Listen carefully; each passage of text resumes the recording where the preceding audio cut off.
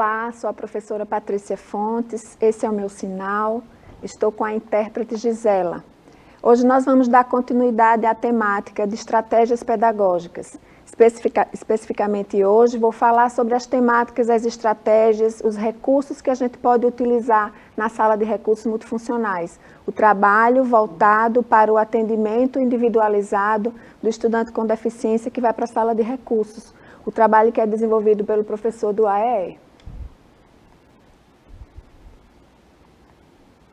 Então, quando a gente pensa em selecionar atividades, quando a gente pensa em selecionar recursos, a gente precisa entender que alguns cuidados precisam ser percebidos. A gente precisa identificar as características físicas e psicomotoras de cada estudante. A gente precisa entender o domínio das competências que ele já adquiriu. Quando a gente fala de características físicas e psicomotoras, a gente está falando de motricidade, a gente está falando de estruturação para fazer, para se movimentar. E quando a gente fala em perceber domínios e competências pivotais, a gente está se referindo às competências pré-acadêmicas, as competências que são importantes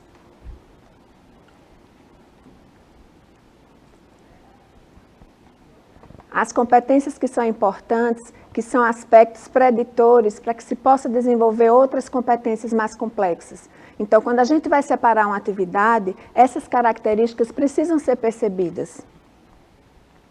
Em uma atividade como essa, por exemplo, que é uma atividade de pareamento, né, onde a gente vai localizar as cores referência, a gente vai perceber que várias habilidades e várias competências são percebidas. Quando a gente está fazendo um trabalho individualizado, né, como a gente já falou anteriormente, as prioridades precisam estar claras. A gente precisa perceber o que é que a gente deseja, qual é o enfoque principal dessa atividade. Nessa atividade, por exemplo, a gente trabalha com os aspectos relacionados à atenção, né, à organização do comportamento para realizar a atividade, e aí a importância da gente perceber as atividades, as competências, as habilidades pivôs. Se o estudante senta, se o estudante para, se ele percebe, se ele interage com o material que está sendo apresentado. E aí a gente vai poder, de verdade, explorar essas habilidades de manutenção da atenção, manutenção do foco e o autocontrole.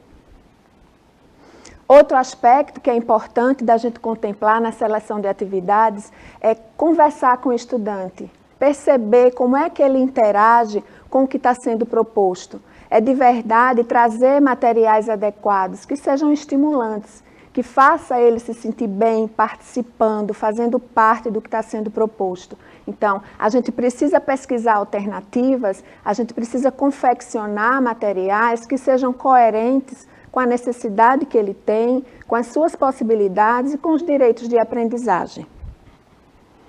Essa atividade é uma atividade de pareamento, é uma atividade muito comum, uma atividade simples, que a gente faz muito na sala de recursos multifuncionais. Então, numa atividade como essa, a gente trabalha a atenção, percepção, a interação com os estímulos, por exemplo, aí no caso a gente está trabalhando com animais, o conceito, a temática é de animal, então isso já desperta uma atenção e um envolvimento para a atividade. Então ele vai, de verdade, perceber as semelhanças e vai fazer a localização da figura de acordo com a figura principal que representa o animal.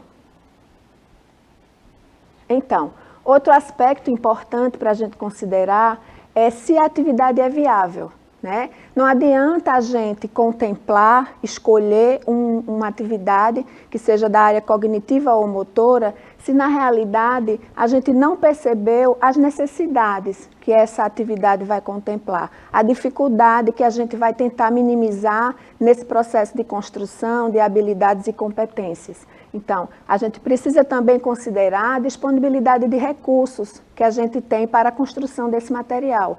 Ora, eu penso numa atividade muito linda, muito rica, mas a minha realidade, a minha estrutura não permita que eu tenha acesso aos materiais para construir essa atividade e desenvolver de forma satisfatória e coerente.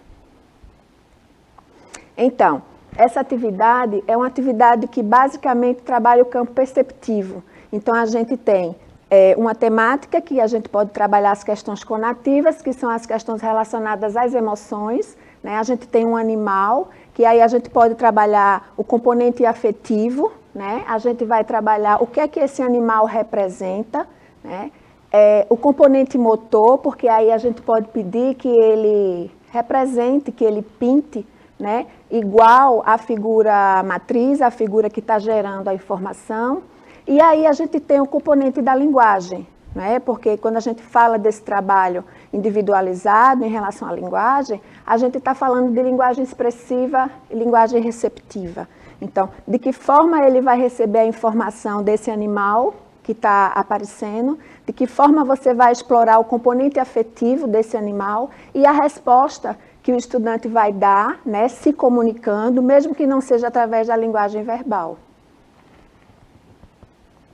Então, outro aspecto muito importante para a gente pensar é o uso da atividade, né? A gente precisa considerar se essa atividade, de verdade, ela atendeu à necessidade do estudante. Então, não adianta a gente ter uma gama, muitas opções de atividades que a gente realiza de maneira aleatória e essa atividade, ela não condiz com o nosso projeto, com o nosso plano pedagógico para o estudante.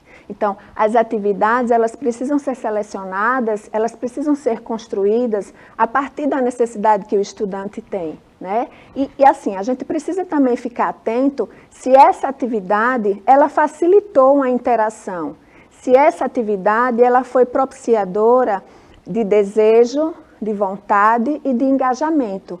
Porque se foi uma atividade que causou alheamento e afastamento, ela não foi uma atividade significativa. Então, como a gente está falando de atendimento individualizado, essas questões precisam ser percebidas com veemência. Essa atividade, por exemplo, é uma atividade complexa, não é? A gente está falando do Tangram.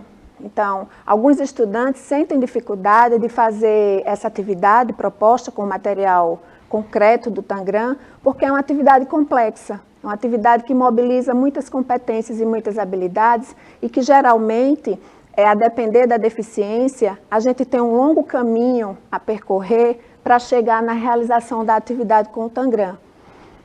E tem um aspecto importante nessa atividade que é a propensão, né? A gente falou anteriormente que alguns estudantes, eles têm propensão a realizar algumas atividades. Então, alguns não interagem bem com atividades de desafio. Então, o Tangram, ele pode representar para o estudante um desafio. E aí a gente precisa considerar que em uma atividade como essa, ele sente, ele registra, ele vai internalizar comandos e orientações. E se esses comandos e essas orientações não forem percebidas, o desafio aumenta. Então, a gente precisa realmente perceber se uma atividade como essa é coerente com a necessidade e com as possibilidades de realização que o estudante tem, apresenta. A gente precisa acompanhar o uso, né? A gente precisa verificar se as condições que o estudante tem para realizar a atividade naquele momento vai permitir uma boa interação, vai permitir a possibilidade de transformação e de aquisição em várias frentes do desenvolvimento dele. Então, a gente precisa perceber se em algum momento a gente vai precisar fazer novas adaptações e adequar de verdade para a necessidade que ele apresenta no momento. Né? Porque hoje ele pode evidenciar um comportamento e uma resposta, e amanhã, se a gente realizar a mesma atividade, a resposta pode ser outra, completamente diferente.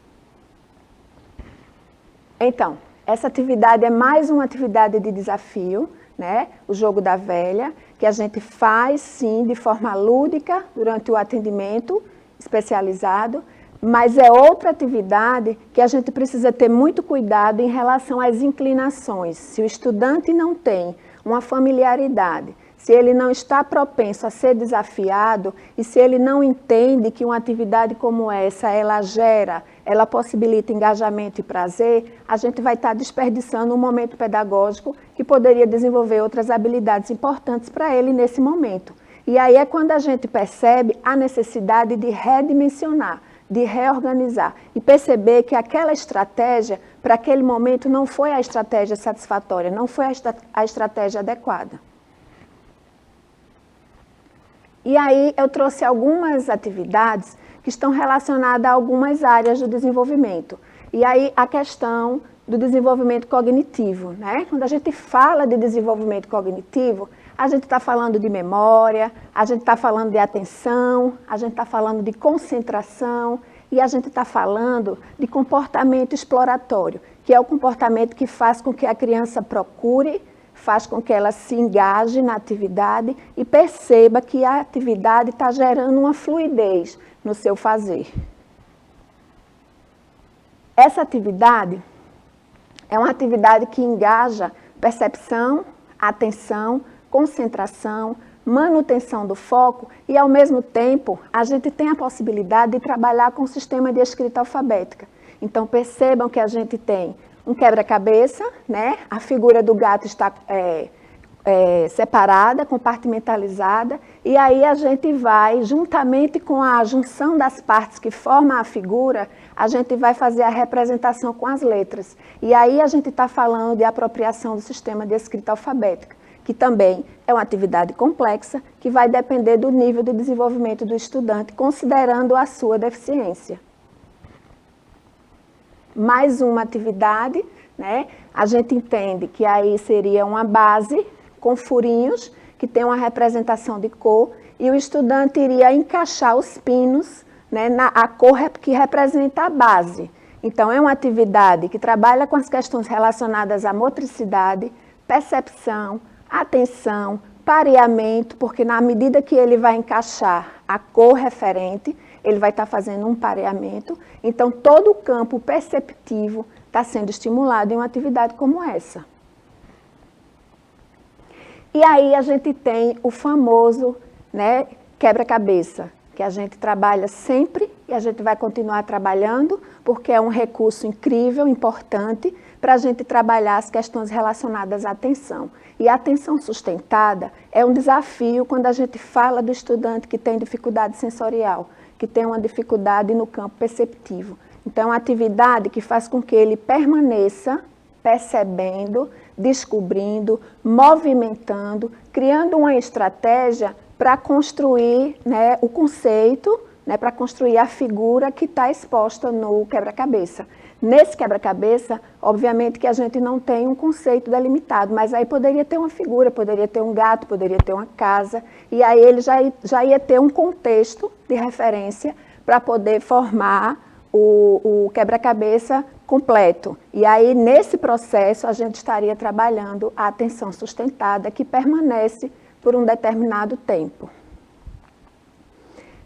Então, antes de falar um pouquinho sobre a atividade que a gente vai ver no nosso próximo encontro, eu trouxe algumas possibilidades de atividade.